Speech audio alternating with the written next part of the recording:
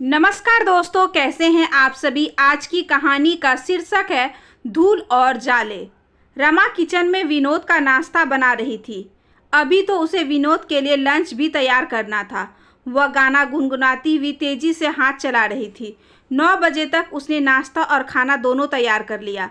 बीच बीच में विनोद आकर उससे ठिठोली भी करता रहा और कभी सब्जी काटने में तो कभी लंच बॉक्स पैक करने में उसकी मदद भी करता रहा। रमा और विनोद के प्रेम विवाह को अभी 3 महीने ही हुए थे। अक्सर दोनों एक दूसरे के प्रेम में डूबे रहते थे। कॉलेज के दिनों का प्यार था दोनों का, और विनोद की नौकरी लगते ही दोनों ने घर वालों की इच्छा के विरुद्ध कोर्ट मैरिज कर ली। रमा और विनोद दोनों के घर वाले इस विवाह के खिलाफ थे और उनके विवाह में शामिल भी नहीं हुए थे। अपने अपने परिवारों से दूर कॉलेज के दोस्तों की मदद से विनोद ने एक छोटा सा फ्लैट ले लिया और अपनी छोटी सी गृहस्थी बसा ली। 10 बजे विनोद ऑफिस चला गया। रमा ने बाकी काम समेट और अपने बेडरूम में चली आई। पलंग की साइड टेबल पर दोनों की खूबसूरत तस्वीर लगी थी। तस्वीर की फ्रेम बड़ी आकर्षक थी। गोल्डन कलर की जालीदारी नक्काशी वाली फ्रेम। रमा ने तस्वीर उठा ली। तस्वीर में लगे रमा और विनोद मुस्कुरा रहे थे। रमा बड़े जतन से तस्वीर साफ करने लगी और पल्लू से मुस्कुराते हुए उसने तस्वीर वापस साइड टेबल पर रख दी। रमा जाकर ड्रेसिंग टेबल के सामने बैठ गई। नए नए प्यार का खुमार आंखों में गुलाबी डोरे बनकर झिलमिला रहा था। चेहरे पर अनोखी चमक आ गई थी। प्यार से मन ही नहीं तन भी निखर जाता है। रमा सोचने लगी, मेरा रंग कितना निखर आया है। यह प्यार की ही तो चमक है जो उसके हर अंग से झलक रही है। देर तक रमा आईने में सामने अपने आप को निहारती रही। अपना अंग अंग देखती रही। कहीं त्वचा में रूखापन तो नहीं, कहीं स्वच्छता में कमी तो नहीं, कहीं रंग फीका तो नहीं। आखिर यह उसके विनोद की अमानत है। रमा सिर्फ अपने आप को ही नहीं, अपने छोटे से घर को भी साफ सुथरा और व्यवस्थित रखती। अलमारियों में कपड़े किराने से रखे रहते। पलंग की चादर पर भी कभी एक भी सिलवट नजर नहीं आती। तकिए के लिफाफ सब धुले धुलाए रहते। विनोद के कपड़े वह अपने हाथों से प्रेस करती। विनोद अक्सर उसे बाहों में भरकर कहता, छोटा सा साधारण सा घर है, तुम क्यों सारा दिन इसे चमकाने में और साफ सफाई में लगी रहती हो। कम से कम प्रेस के लिए मेरे कपड़े ही लॉन्ड्री में दे दिया करो। सारा दिन इतनी मेहनत करती रहती हो, काम ही क्या रहता है मुझे, और अपने हाथ से तुम्हारा सारा काम करना मुझे अच्छा लगता है। रमा अपनी कमर के इर्द गिर्द किसे विनोद के हाथों को और भी कस लेती। 3 महीने 15 दिन। तुम सारा दिन घर पर अकेली रह जाती हो। मुझे भी आजकल ऑफिस में देर हो जाती है। क्या करूं, नया बॉस बहुत खड़ूस है। काम में जरा भी ढिलाई बर्दाश्त नहीं करता। मेरा प्रमोशन भी ड्यू है। सोच रहा हूँ तनख्वाह बढ़ जाएगी तो तुम्हें घर के लिए थोड़ा ज़रूरत का सामान दिलवा दूंगा या फ्रिज खरीद लेंगे। बस तुम्हें इतनी देर घर पर अकेले छोड़ना मुझे बहुत अखर जाता है। एक दिन शाम को घर पहुँचे विनोद ने रमा के कंधे पर सिर रखते हुए कहा, कोई बात नहीं, मैं भी समझती हूँ। आखिर तुम इतनी मेहनत अपने घर के लिए ही तो कर रहे हो। रमा ने उसके सिर पर हाथ फेरते हुए कहा, तुम आस पड़ोस में क्यों नहीं कोई सहेली बना लेती हो। तुम्हारा मन लगा रहेगा या किटी पार्टी ज्वाइन कर लो। मुझे तो अपना घर ही अच्छा लगता है। घर के छोटे बड़े काम और तुम्हारी याद, दिन कब निकल जाता है पता ही नहीं चलता। फिर भी आस पड़ोस में एक आध सहेली बना लो। कभी कभी बाजार हो आया करो, कुछ खरीद लिया करो अपने लिए। पड़ोस की मिसेस शर्मा, लाल आंटी, ऊपर वाली कांताबेन सबसे पहचान तो है, पर किसी के घर जाकर बेकार की गपबाजी करना मुझे अच्छा नहीं लगता। बाजार जाओ तो यूं ही 200-400 रुपये दूसरे की देखा देखी खर्च हो जाते हैं। मुझे तो जो भी ज़रूरत होती है तुम्हारे साथ जाकर ले आती हूँ। तुम कितनी अच्छी और समझदार हो रमा। अगर तुम मेरे जीवन में नहीं आती तो पता नहीं मेरा क्या होता। विनोद ने अचानक भावुक होते हुए कहा, चलो हटो, इतनी भी अच्छी नहीं हूँ मैं। तुम तो बेवजह मेरी तारीफ़ें करते रहते हो। रमा के गाल गुलाबी हो गए। मुझे तो इस बात का हमेशा दुख रहता है कि मेरी वजह से तुम्हारे मम्मी पापा ने तुमसे नाता तोड़ लिया। रमा के स्वर में अचानक उदासी घिर आई। अगर वे सचमुच मुझे प्यार करते तो क्या उन्हें मेरी खुशियों की परवाह नहीं होती। क्या वे मेरे प्यार को स्वीकार नहीं करते? लेकिन नहीं, उन्होंने तुम्हें तो स्वीकार किया ही नहीं, वरन मुझसे भी नाता तोड़ लिया। जाने दो, वैसे भी जिन्हें मेरी पत्नी की परवाह नहीं, जो मेरी रमा को अपना नहीं मानते, स्वीकारते नहीं, वे रिश्ते मेरे लिए बेईमानी हैं। विनोद के स्वर में रमा के लिए अपनापन और अपने अभिभावकों के लिए वितृष्णा थी। लेकिन फिर भी विनोद, मेरी वजह से तुम्हारे मम्मी पापा, भाई बहन सब तुमसे दूर हो गए। मुझे सचमुच बहुत अपराध बोध सा होता है। तुम्हें अपराधी महसूस करने की कोई ज़रूरत नहीं है रमा, इसमें तुम्हारा क्या गलती है? तुम ज़बरदस्ती तो आई नहीं हो मेरी ज़िंदगी में। मैंने तुमसे प्यार किया है। मम्मी पापा अगर अपने बच्चों से सम्मान चाहते हैं तो उन्हें भी बच्चों की इच्छाओं और भावनाओं का सम्मान करना चाहिए, विनोद ने तल्ख स्वर में कहा। फिर भी मुझे लगता है कि तुम्हें वहाँ एक बार और जाना चाहिए, आखिर वे तुम्हारे मम्मी पापा हैं। छोड़ो भी, तुम भी क्या बातें ले बैठी। मैं उस घर में तभी पैर रखूँगा जब वे तुम्हें अपना लेंगे और खुद आकर तुम्हें उस घर में ले जाएंगे। विनोद का प्यार रमा को भाव विभोर कर गया। वह विनोद की बाहों में सिमट गई। लाइट बंद हो गई। पलंग के साइड टेबल पर रखे फोटो फ्रेम में रमा और विनोद की तस्वीरें अंधेरे में भी मुस्कुराती हुई लग रही थी। 3 महीने 28 दिन। अरे ये क्या कर रही हो? छोड़ो भी, मैं काट लूँगी सब्जी। वैसे ही सारा दिन ऑफिस में थक जाते हो और घर पर भी काम करते हो। आओ आराम से बैठकर चाय पियो और पेपर पढ़ लो। क्या हुआ? सब्जी काटना कोई मेहनत का काम थोड़े ही है। इसी बहाने तुम्हारे साथ बातचीत भी हो जाती है, चाय भी पी लेता हूँ और तुम्हारी मदद भी हो जाती है। यानी एक पंथ दो काज। और पेपर तो ऑफिस में लंच टाइम में खाने खाते हुए पढ़ लेता हूँ। वैसे भी क्या खबरें होती हैं, वही राजनीतिक का रोना और 2-4 एक्सीडेंट, घोटाले, लूट और खून खराबा, बस। अरे अब ये क्या? शर्ट क्यों प्रेस कर रहे हो? मैंने आज के लिए तुम्हारा शर्ट पैंट प्रेस करके तो रखा है। तुम सारा काम अपने हाथ से करती हो। मैंने सोचा आज छुट्टी है, घर में काम में तुम्हारा हाथ बटा दूं। मुझे तो ऑफिस से हफ्ते में 1 दिन की छुट्टी मिल जाती है, पर तुम्हें तो 7 दिन खटना पड़ता है।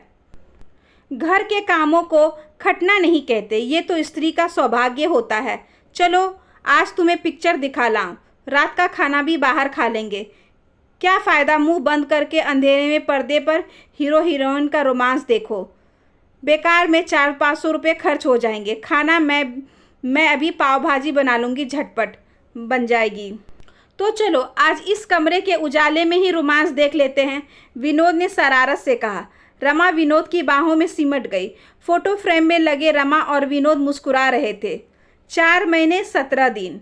सुनो, अर्चना यानी मिसेस शर्मा मुझे बाजार तक साथ चलने को कह रही थी। उनके साथ चली जाऊं? हाँ हाँ, क्यों नहीं, अच्छा है, तुम्हारा भी मन बहल जाएगा। मैं तो कब से तुम्हें कह रहा था कि ज़रा सहेलियां बना लो, घूम फिर आया करो। यह लो पैसे, जाओ तुम भी कुछ ले आना।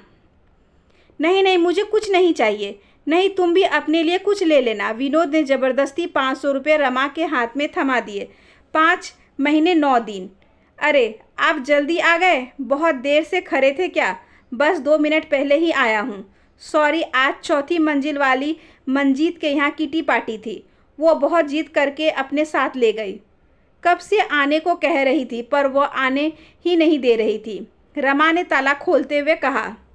अरे वाह, तुम किटी में गई थी? मुझे बहुत अच्छा लगा। चलो इसी खुशी में तुम्हें डिनर पर ले चलता हूँ। विनोद ने रमा की कमर में हाथ डालकर चहकते हुए कहा। आप चाय पीजिए, मैं फटाफट खाना बनाती हूँ। आटा गूंथकर और सब्जी सलाद काट कर ही गई थी वहाँ। आधे घंटे में खाना बन जाएगा, फिर जाकर गैलरी में बैठेंगे। आज पूर्णिमा की रात है। वाह, हनी और मून दोनों साथ, यानी हनीमून। धत।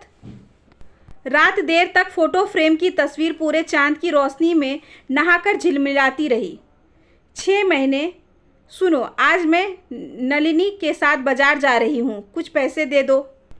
6 महीने 13 दिन। आधे घंटे से दरवाजे पर खड़ा हूँ, कहाँ गई थी?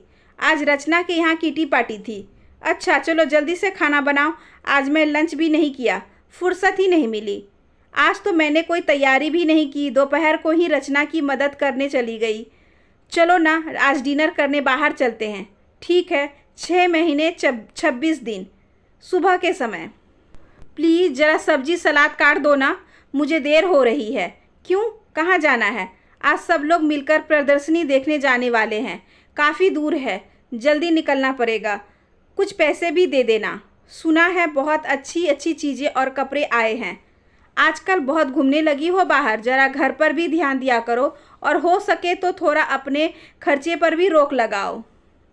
ठीक है बाबा, पर अभी सब्जी तो काट दो, लाओ। रमा तैयार होकर जाने लगी तो फोटो फ्रेम पर नज़र पड़ी। उस पर धूल चढ़ी हुई थी। आजकल दूसरे कामों के चक्कर में अक्सर वो फ़ोटो फ्रेम साफ़ करना भूल जाती है। उसने आसपास नज़र दौड़ाई कि कोई कपड़ा मिले तो इसे साफ़ कर दे, पर कुछ नहीं दिखा। चलो कल साफ़ कर दूंगी। शाम के वक्त, यह क्या सिर्फ खिचड़ी बनाई है? आज बहुत थक गई थी, खाना बनाने की हिम्मत ही नहीं थी। रात विनोद देर तक रमा के खर्राटे सुनता रहा और जागता रहा। 7 महीने 11 दिन। सुनो, एक फ्रिज ले लेते हैं, अब गर्मी आ गई है, खाना और दूध खराब होने लगा है। अभी तो पैसे नहीं हैं, 1-2 महीने बाद देखेंगे। क्यों, तुम तो कह रहे थे तुम्हारी तनख्वाह काफ़ी बढ़ गई है। फिर? विनोद चुप रहा। 4-6 बार सवाल करने पर विनोद का जवाब मिला। बहन की शादी तय हो गई है, पापा को पैसे चाहिए थे, उन्हें दे दिए। यानी तुम अपने घर जाने लगे? हाँ। तो मुझे क्यों नहीं ले गए अपने साथ? मुझे बताया भी नहीं। वे लोग तुम्हें अपनाने को तैयार नहीं हैं। फिर भी तुम वहाँ गए। पर तुम तो कहते थे कि जब तक वे लोग मुझे नहीं अपना लेते तुम भी वहाँ नहीं जाओगे। अगर वे लोग तुम्हें उम्र भर नहीं अपनाएंगे तो क्या मैं भी ज़िंदगी भर के लिए अपने मम्मी पापा से नाता तोड़ लूँ? मैंने भी तो तुम्हारे लिए अपने मम्मी पापा को छोड़ा है। तुम्हारी बात अलग है, लड़कियां तो वैसे भी अपना घर द्वार छोड़कर आती है, लेकिन। और एक बहुत लंबी और तीखी बहस। रमा का मन बहुत आहत हुआ। पुरुष की भी कैसी मानसिकता है, जब तक स्त्री उसके प्यार को स्वीकार नहीं कर लेती उसके कदमों पर झुके रहते हैं। जैसे ही स्त्री पुरुष के प्यार को स्वीकार कर लेती है उसे अपने पैरों तले दबाए रखने की प्रवृत्ति पनप जाती है पुरुष में। छीछी, रमा का विनोद अति साधारण बल्कि आदिम प्रवृत्ति का, रूढ़िवादी, स्त्री को पैरों तले रखने वाला मानसिकता वाला। देर तक रमा अपने आहत हृदय की सिसकियां सुनती रही। यह तो पहली चोट है, पता नहीं पुरुष मानसिकता के अभी कितने रंग दिखाई देने बाकी हैं विनोद के स्वभाव में। 7 महीने 27 दिन। पिछले दिनों वे घावों पर आंसुओं के महरम लगा लगाकर काफ़ी हद तक उन्हें भर लिया था रमा ने। घर का पिछले दिनों से चला आ रहा तनावपूर्ण माहौल काफ़ी सामान्य बना लिया था उसने। रात भरी देर तक जागते रहने के बाद उसने अंतिम सुलह का प्रयास करने का निश्चय किया। विनोद की तरफ करवट करके उसने धीरे से उसकी पीठ पर हाथ रखा। पलटकर विनोद ने उसे अपनी बाहों में भर लिया। बाकी के गीले सकवे रात की खामोशी में दोनों की गर्म सांसों ने माफ़ कर दिए। धूल की एक परत चढ़ी होने पर भी फोटो फ्रेम में जरे रमा और विनोद की मुस्कुराहटें काफ़ी साफ दिखाई दे रही थी। 8 महीने 7 दिन। क्या तुम जब तब दूसरे के यहाँ जाकर बैठती हो रहती हो? घंटे भर से दरवाजे पर खड़ा हूँ, ज़रा वक्त का ध्यान रखा करो। ऑफिस से थके हारे आओ और दरवाजे पर खड़े रहकर रानी साहिबा की राह देखते रहो। तो मुझे क्या पता था कि तुम आज जल्दी आ जाओगे। रोज़ तो 9-9 बजे तक आते हो, फिर भी तुम्हें शाम से ही घर पर रहना चाहिए। मैं कभी भी आ जाऊं। रचना के पति टूर पर गए हैं, वह अकेली थी और मैं भी, इसलिए उसके पास बैठी थी। यहाँ दिन भर अकेले पड़े रहो और रात को भी आधी रात में आते हैं। कितना अकेलापन सहूँ मैं भी। रात आता हूँ तो मेहनत करके आता हूँ, कोई फिल्में देखकर या दोस्तों से गप्पे लड़ाकर नहीं आता हूँ। मैं मेहनत भी तो घर के लिए ही कर रहा हूँ। हाँ, पता है तुम किन के लिए मेहनत कर रहे हो। अकेलापन सहूँ मैं और पैसा जाए तुम्हारे मम्मी पापा की जेब में और मैं मुफ्त का रौब बर्दाश्त करूँ। रात खिचड़ी खाए जाने का इंतज़ार करते हुए प्लेटफॉर्म पर कुकर में ही खड़ी रह गई थी। 9 महीने 9 दिन। सुनो प्लीज़ ज़रा आटा गूँथ दो ना, मेरा हाथ बहुत दर्द कर रहा है, पता नहीं क्या हो गया है। बाम लगे हाथ पर कसकर कपड़ा बांधे रमा ने विनोद से विनती की। तुम्हें तो आजकल जब देखो तब कुछ ना कुछ होता ही रहता है। मत बनाओ खाना, मैं ऑफिस कैंटीन में ही कुछ खा लूँगा। विनोद टॉवल उठाकर नहाने चला गया। रमा की आंखों से आंसू निकल पड़े। विनोद कैंटीन में खा लेगा, लेकिन रमा। विनोद के ऑफिस जाने के बाद रमा एक पेन किलर दवा लेकर पलंग पर लेटी तो साइड टेबल पर रखी फोटो फ्रेम पर नजर पड़ी। नक्काशीदार फ्रेम के ऊपर धूल तो चढ़ ही रही थी, साथ ही एक कोने में छोटी सी मकड़ी जाला भी बुन रही थी। जब रिश्तों में तनाव पैदा होने लगता है तो तस्वीरों पर धूल चढ़ने लगती है। रमा ने तस्वीर की ओर पीठ कर ली और सो गई। रात को विनोद को एहसास हुआ कि उसने रमा के साथ अनुचित व्यवहार किया है। उसने रमा की पीठ पर हाथ रखा। रमा ने उसका हाथ झटक दिया। 11 महीने 21 दिन। पिछले 1.5 महीने से बहुत कुछ हो गया। विनोद की बहन की शादी हो गई, जिसमें रमा शामिल नहीं हुई। रमा ने भी अपने मम्मी पापा के घर आना जाना शुरू कर दिया, जिस पर रमा विनोद में जमकर बहस हुई। रमा के मम्मी पापा विनोद को भी दामाद के रूप में स्वीकार करने को तैयार हो गए, लेकिन रमा का अहम आरे आ गया। विनोद के मम्मी पापा के यहाँ वह स्वीकार नहीं की गई तो उसके मम्मी पापा के यहाँ विनोद को भी आने की इजाज़त नहीं। रमा के मम्मी पापा विनोद के घर वालों की तुलना में सुलझे हुए थे। उन्होंने रमा को बहुत समझाया, पर वह अपनी जिद पर अड़ी रही। विनोद के दोस्तों से रमा को खबर मिली कि विनोद का अधिकांश पैसा उसके घर वालों की इच्छाओं और सुविधाओं की भेंट चढ़ रहा है।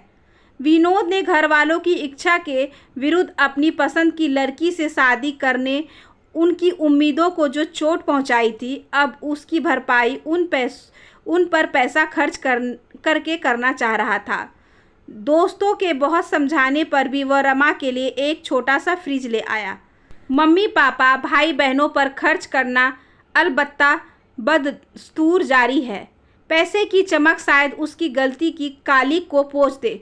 रमा को बाजार प्रदर्शनियों के नाम पर पैसा मिलना बंद हो गया। 11 महीने 29 दिन। खिड़की से आती पूरे चांद की रोशनी कमरे में पसरी हुई थी।